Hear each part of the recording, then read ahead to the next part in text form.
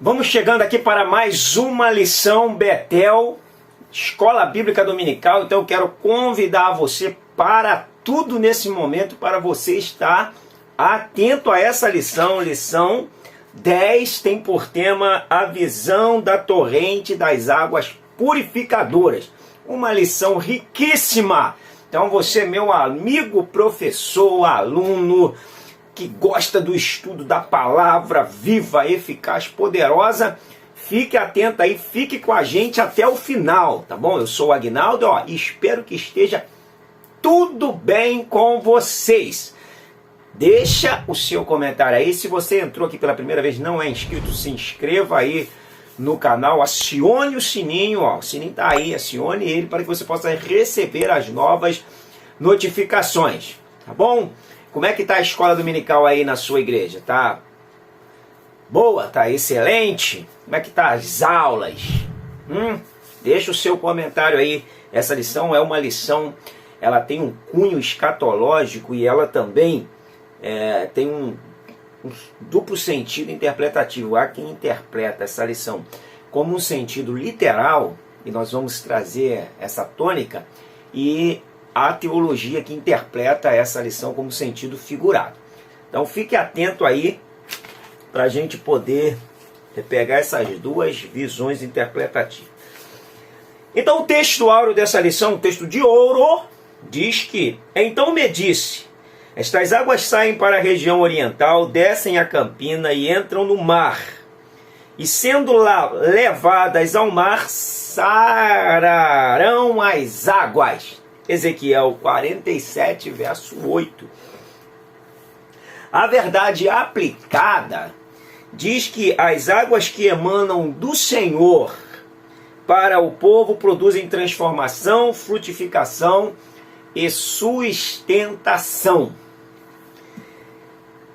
Quais são os objetivos dessa lição? Fique atento aí, professor, porque esses objetivos são fundamentais para você dar rumo e dar norte à sua aula.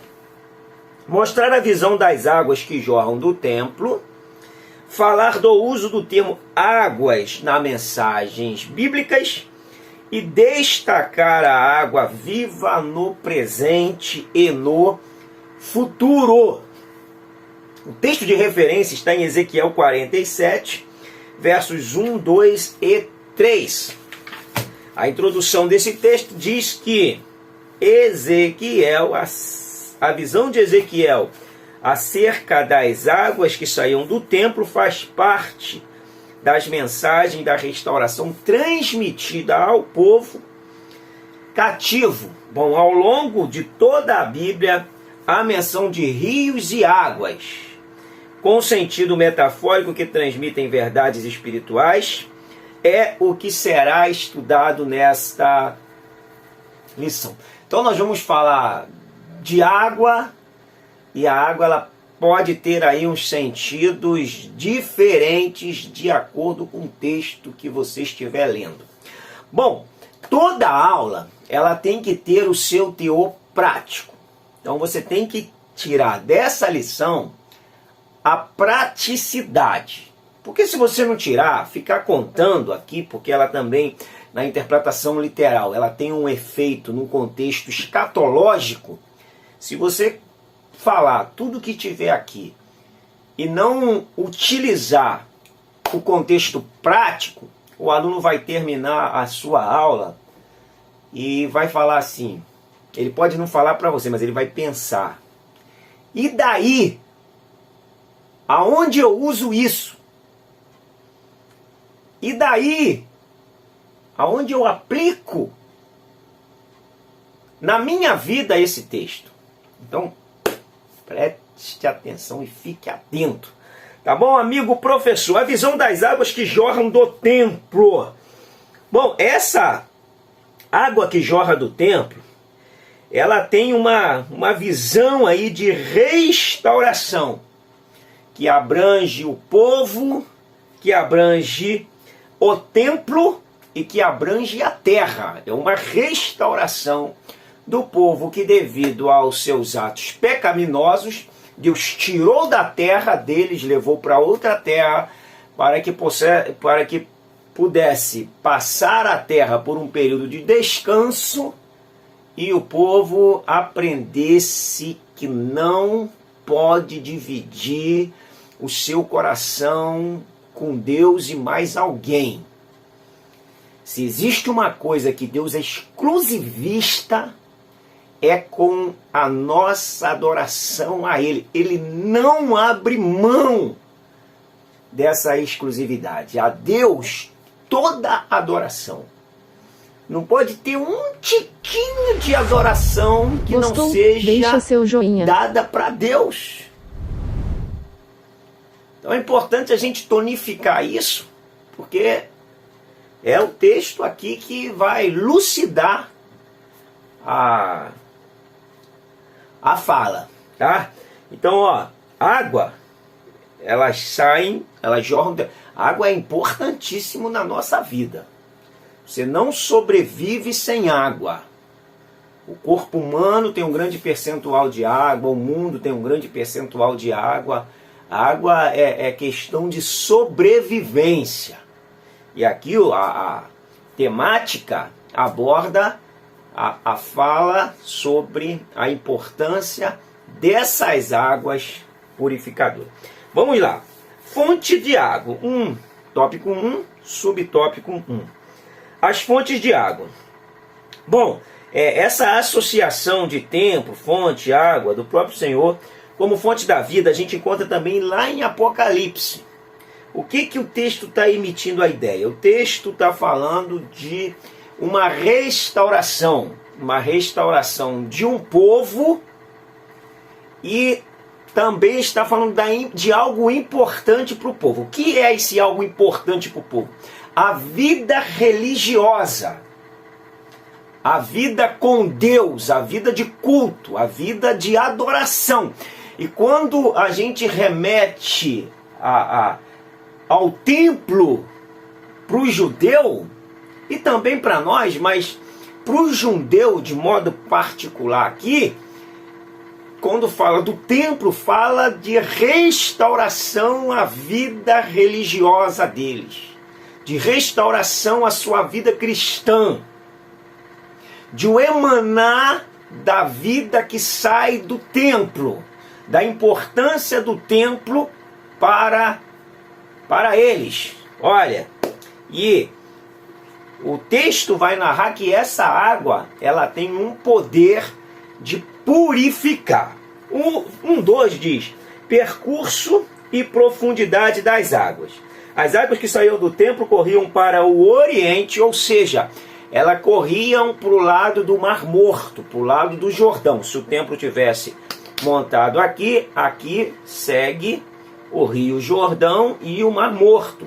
É importante você atentar isso aí para a geografia bíblica, para você compreender bem essa colocação geográfica que tem aqui no texto. As águas que saíam do templo corriam para o oriente, considerando que a frente do templo estava voltada para esta direção.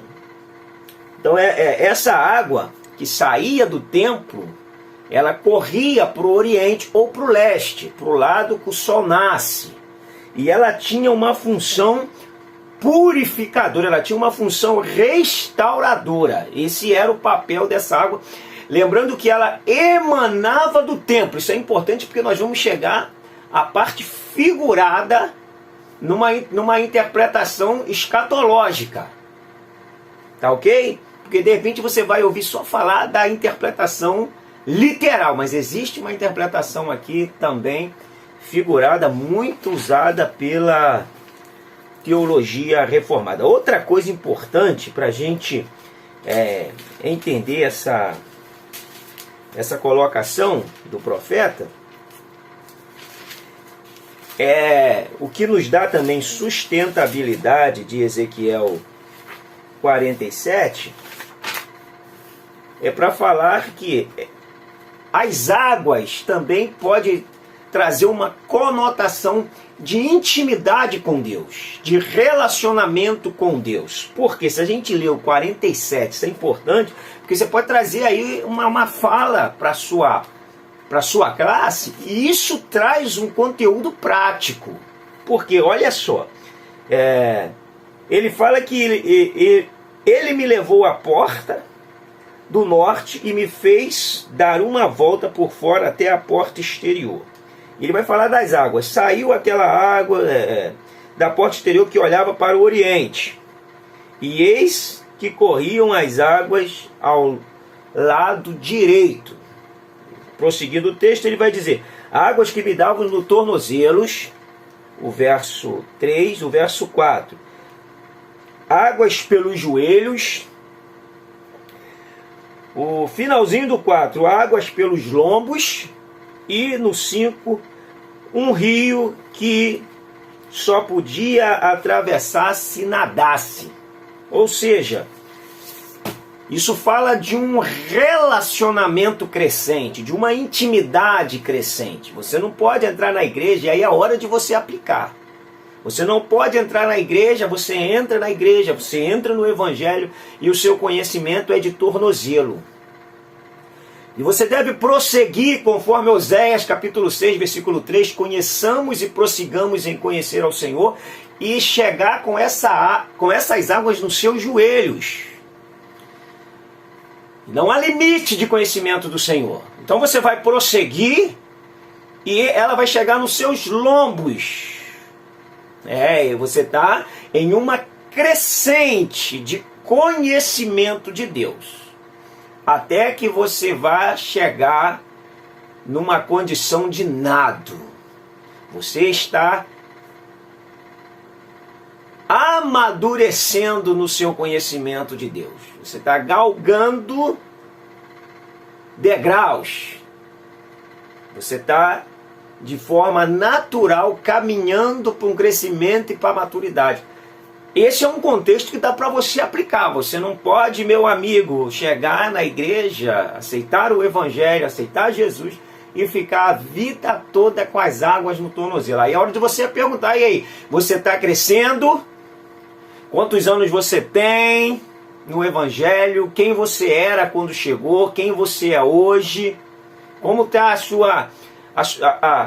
a sua entrada nessa água de crescimento? Olha que praticidade você traz dentro dessa lição. Deixa o seu comentário aí. O anúncio da palavra. Não, vamos voltar aqui, vamos voltar aqui. Vamos lá. Perdi aqui porque o vento jogou a minha lição. O vento bagunçou tudo aqui. Vamos nós então agora. Agora vai. As profundidades das águas. As águas vivificam. Essas águas, elas têm o poder de dar vida. Olha, o crescimento, ele tem o poder de te dar mais maturidade, de fazer você compreender melhor, de fazer você viver melhor. O maduro não entra em qualquer coisa para depois sair machucado e arrebentado. Ele conta até 10 e, se preciso for, ele vai preferir ser feliz do que ter razão. Isso é desenvolvimento. E essas águas, elas produzem vida, elas vivificam. Tudo que ela tocar, ela vai dar vida. Você tem essa fonte de vida dentro de você. Olha o que Jesus disse em João, capítulo 7. João capítulo 7, versículo 37 em diante. Diz assim, ó: no último dia, o grande dia da festa, levantou-se Jesus e exclamou: se alguém tem sede, venha a mim e beba. Quem crer em mim, como diz as Escrituras, do seu interior fluirão rios de água viva.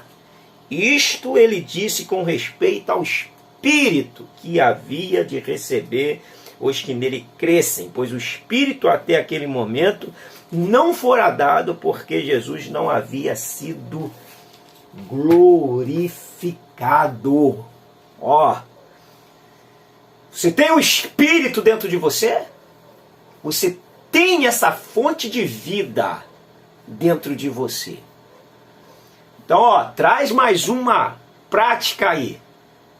O professor precisa ser vivo e passar uma aula viva, uma aula vibrante, uma lição entusiasmado para o aluno. Isso é ponto aí que o professor precisa trazer para a sala de aula com vivacidade a sua aula.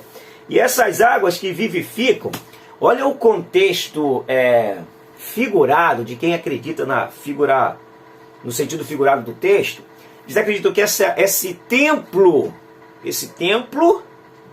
é uma figura da pessoa de Jesus. Ele é figurado. A água que emana é o Espírito Santo, que chega até o Mar Morto, as nações, e por onde ele passa, onde ele chega, ele produz vida. Esse é o papel do Evangelho, produzir vida aonde há morte, produzir vivacidade em ambiente escasso. Lição passada, vale de osso seco. O profeta chegou lá, andou e fez o que Deus mandou e ali veio a ter vida. O texto fala de uma restauração. O texto fala de restauração nacional, restauração espiritual e restauração religiosa, porque fala do templo, do culto a Deus.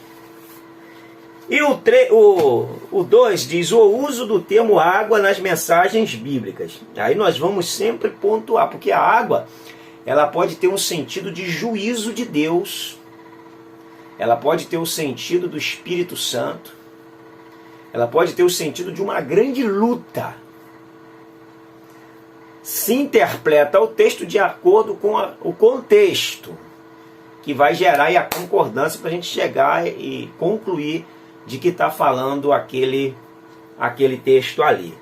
Então, a ação divina de transformar esse mar salgado, ou o mar de sal, né?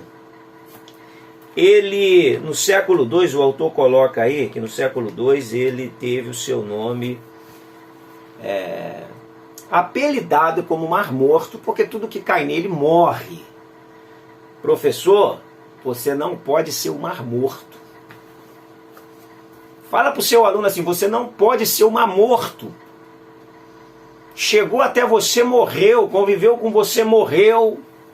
Você tem que ser o mar da Galileia, que distribui vida, que alimenta a vida, que dá vida a outros, que sustenta outros.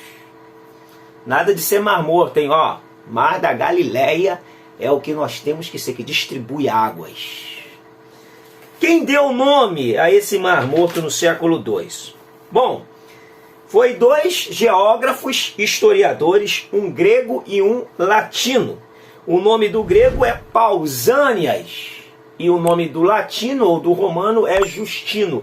Esses 2 geógrafos historiadores é que deram esse nome Mar Morto para o Mar de Sal ou o Mar Salgado. Anota aí, porque de repente você pode utilizar na sua aula. Tá bom? A ação divina da frutificação. O 2.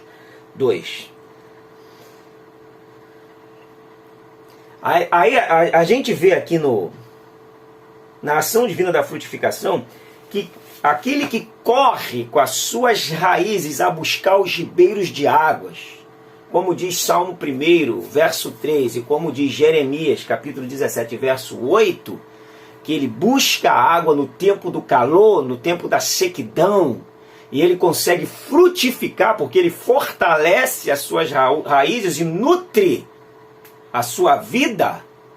E essas pessoas são justamente a que vão ter essa ação divina de buscar a Deus e de se manter ali buscando águas para se manter de pé e nutrir a sua vida espiritual, familiar, social, emocional. Olha aqui como é a ação da frutificação. E mesmo no tempo da sequidão, da adversidade, eles vão dar frutos. Porque as suas raízes buscam água nos lençóis. Interessante, né? Não podemos parar de dar frutos. O 2:3 diz a ação divina de sustentação. Ó, notemos que Ezequiel 47:12 diz que não cairá a sua folha, nem perecerá o seu fruto. Expressões que transmitem a ideia de sustentação ou perseverança. Não apenas crescer, mas frutificar. Não apenas crescer e frutificar, mas perseverar. Talvez um dos maiores desafios do cristão esteja em ser perseverante.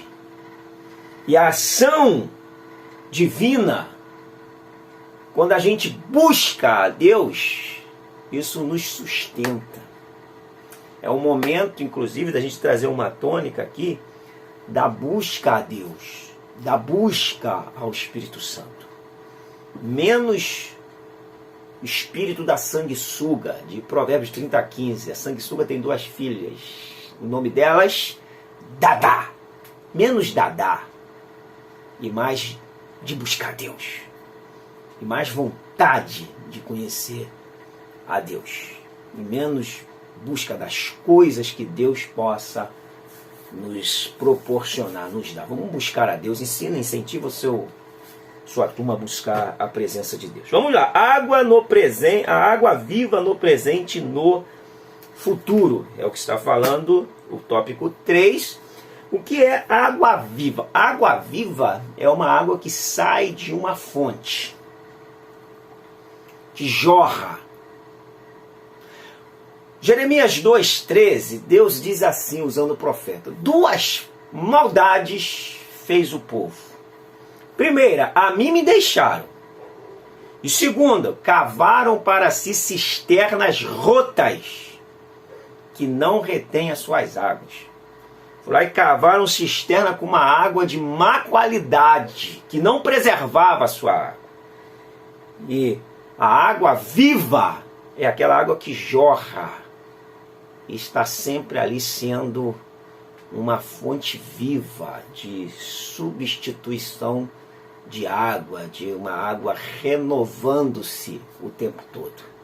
Esse deve ser o nosso papel como professor, como instrutor, como servo do Senhor e incentivador dos nossos alunos.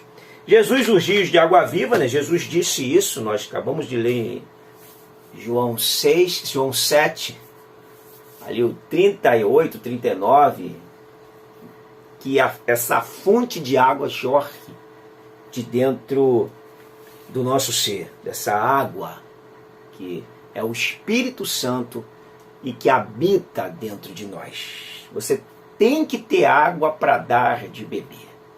Se você analisar bem o texto de Êxodo, quando Moisés foge, quando Moisés está fugindo por ter matado o egípcio,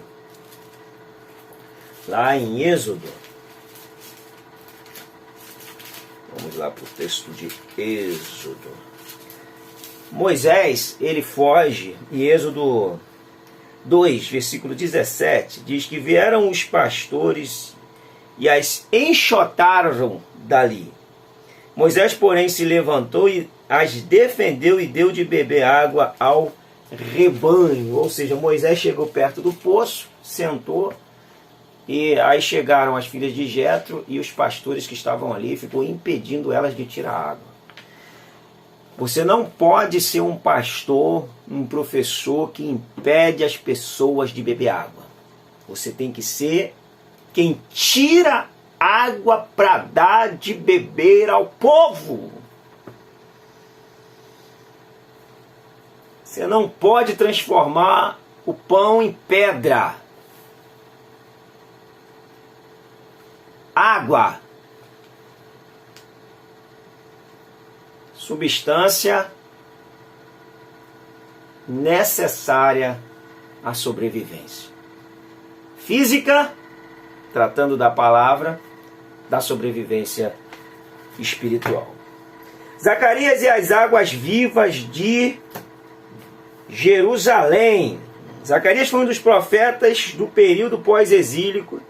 E aí Zacarias vai falar da fonte da provisão de águas correntes que não vão oscilar com as estações, mas vão correr em direção ao leste para o Mar Morto e ao oeste para o Mar Mediterrâneo, como comentou David Iris, de Zacarias capítulo 14. Vai falando aí da purificação da água. Efésios capítulo 5, versículo 26, diz: purificando com o lavar regenerador da palavra de Deus. A palavra é água que lava a nossa alma. Para nós fecharmos, João viu o rio de água da vida. Por causa do pecado, o homem é lançado fora do jardim do Éden, onde tinha o rio da árvore da vida. Em Apocalipse 22, João recebe a visão do rio puro, da água da vida e da árvore da vida que estarão disponíveis aos que guardam a palavra de Deus. Que, meu amigo professor, que quando você for aplicar esta lição, que a água que emana do trono de Deus, disse o salmista no Salmo 46, há um rio cujas correntes alegram a cidade de Deus, o santuário da morada do Altíssimo, e Deus está no meio dela. Que essa água que corre do trono de Deus possa emanar no momento da sua aula e possa saciar a sede daqueles que estarão ali para receber um alimento cristalino, potável, que possa nutri-los. Peça a Deus para que Deus libera dessa fonte e que toda obstrução não prevaleça e que a água possa nutrir as nossas vidas e a vida daqueles que estarão nos ouvindo. Tá bom, amigo professor? Então nós estamos aqui fechando essa lição. Que o Espírito Santo nos ajude a desfrutarmos dos feitos dos rios de Deus produzidos no presente, na vida de todos que buscam essas águas. Quero te desejar uma boa aula. Quero pedir que o Espírito Santo possa usá-lo de modo sobrenatural e guiá-lo em todos os caminhos do Senhor. Boa aula, meu amigo professor. Não se esqueça, ore pela sua turma, ore pelos seus alunos. Vá inspirado e empolgado. Beba dessa água, coma do pão do céu, porque a jornada é longa. Fica com Deus, um grande abraço. Até a nossa próxima lição, lição 11, um novo templo e a restauração do culto. Fica com Deus.